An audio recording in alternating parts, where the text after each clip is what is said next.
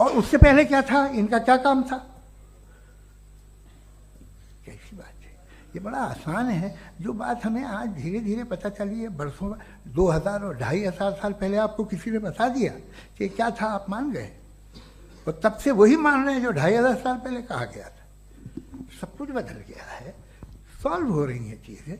अभी साइंस बिल्कुल दावा नहीं करती, या कोई फिलोसफर ये दावा नहीं करता कि हमें सब मालूम, बल्कि वो कहता है कि हमें जितना मालूम होता है उससे ये मालूम होता है कि हमें कितना कम मालूम। तो हम अपनी जहालत से लड़े, उसकी परस्तिश न करें। जी, टाइम है। Thank you so much.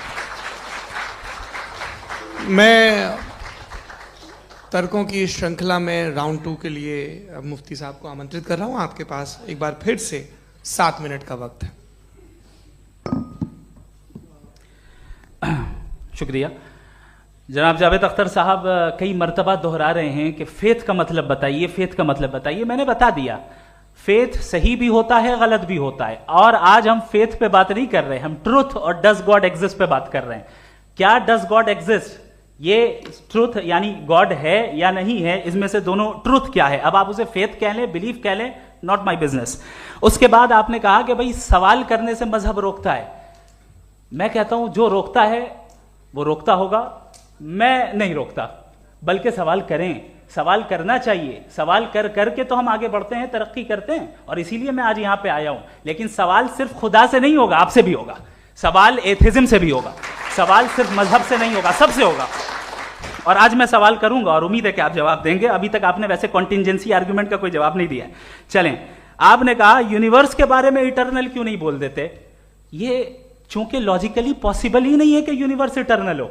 Universe एक कॉन्टिंजेंट चीज है जो टाइम एंड स्पेस के पाबंद है, टाइम एंड स्पेस से बाउंड है। जो टाइम एंड स्पेस से बाउंड होगा वो कॉन्टिंजेंट होगा, जो कॉन्टिंजेंट होगा वो उसकी बिगिनिंग हुई होगी, जिसकी बिगिनिंग हुई होगी वो इटर्नल नहीं हो सकता। ये तो कॉमन सी बात है।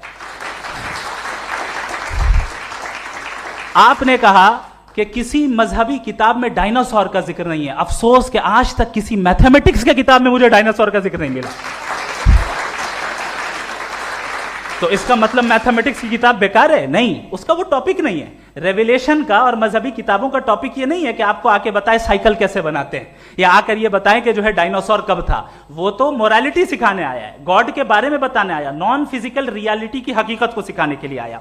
रिलीजियन साइंस को रोकता है? नहीं रोकता। अगर रोकता है तो गलत करता है।